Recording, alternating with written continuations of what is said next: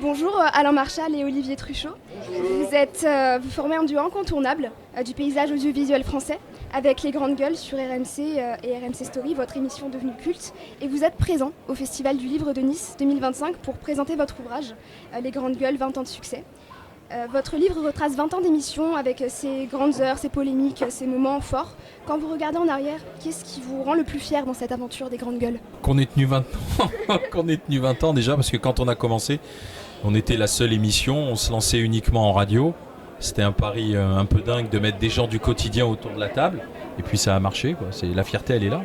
Oui, il y a une grande fierté d'avoir créé un lien très particulier avec nos auditeurs et téléspectateurs. Et dans ce salon, on le constate parce que ce sont des gens qui nous écoutent souvent depuis très longtemps. Et maintenant, il y a même une deuxième génération qui arrive, voire une troisième. Donc il y a le grand-père, le père et le fils. Et donc on a vraiment créé quelque chose de particulier. Et ça, c'est très agréable à vivre ici au salon. Et vous animez ensemble donc depuis plus de 20 ans, ce qui est assez rare dans les médias. Qu'est-ce qui fait selon vous la force et la longévité de votre duo ? Parce qu'on n'a pas eu de guerre d'ego dès le début. Quand on a commencé, l'émission partait de zéro, on était dans une radio qui se relançait aussi. Et donc ce qui a compté, c'est le projet collectif. C'est de faire avancer la radio et puis l'émission. Et à aucun moment, on s'est dit il faut écraser l'un ou l'autre pour pouvoir y arriver. Et c'est un conseil qu'on peut donner d'ailleurs aux futurs journalistes, c'est de penser d'abord à leur boulot avant de penser à leur carrière. Dans votre ouvrage, vous évoquez des figures qui ont marqué l'émission, politiques, artistes. Un moment en particulier qui vous a marqué plus que les autres ? Parmi les invités,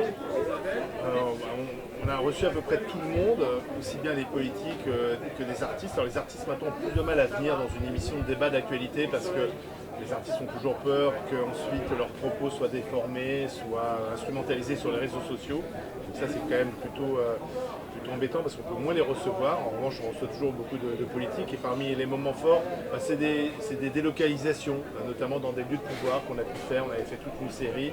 On avait fait une émission au cœur du Sénat, au cœur de l'Assemblée nationale. On était aussi dans un parti politique, c'était à l'époque l'UMP. Et donc là, on était au cœur du pouvoir en quelque sorte. Et on a fait une très bonne émission avec Jean-Luc Mélenchon qui était encore sénateur et qui nous avait fait visiter le Sénat ensuite après l'émission. Voilà, c'est des bons moments. On a fait une émission au Congrès de Versailles aussi. On a été la seule radio à pouvoir être sur place à Versailles au moment où le Parlement, les députés et les sénateurs se réunissaient en congrès. Et puis on avait un bon lien avec Bernard Accoyer qui était le président de l'Assemblée nationale et il nous avait autorisé à être la seule radio à être présente au congrès, à la réunion du Parlement, au congrès à Versailles. Ça restera un grand moment. Et à l'heure des réseaux sociaux et des crispations finalement peut-être, comment vous voyez l'avenir du débat public en France ? Les Grandes Gueules ont-elles vocation à évoluer ou à rester fidèles à leur ADN ?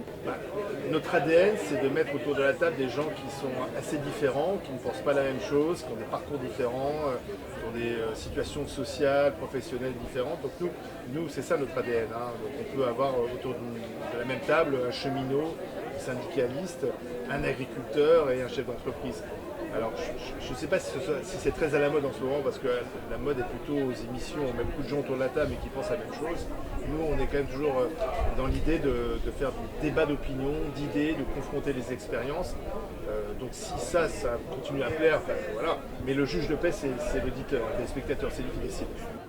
Et vous êtes connu pour votre ton franc et direct à la radio et à la télé. Qu'est-ce qui change ici pour vous d'être dans un cadre plus littéraire et plus feutré comme le Festival de Nice ? Là on se lâche un peu plus, il n'y a pas de caméra sauf les vôtres, non mais voilà, donc on peut un peu plus rigoler, un peu plus plaisanter, échanger aussi sur l'émission, écouter les critiques. Là, tout à l'heure, par exemple, il y a quelqu'un qui nous a dit parfois vous marchez les uns sur les autres, c'est pas agréable à écouter, donc je zappe. Donc ça, c'est des petites piqûres de rappel qui nous font du bien.